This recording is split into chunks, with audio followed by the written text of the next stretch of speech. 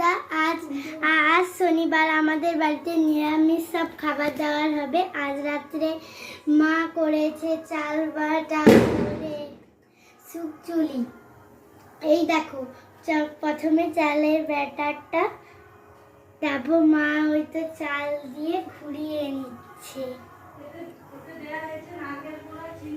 এতে দেয়া হয়েছে নারকেল গুঁড়া, চিনি,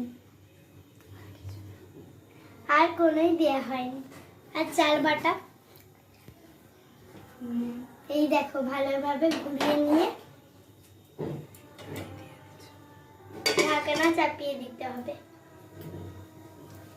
2 থেকে 1 মিনিট রাখতে হবে। দেখো আমাদের কটা হয়েও গেছে। এখানে ব্যাটারটা আছে, আর একটু ঠান্ডা ঠান্ডা ওয়েদার, বৃষ্টিও হয়েছে।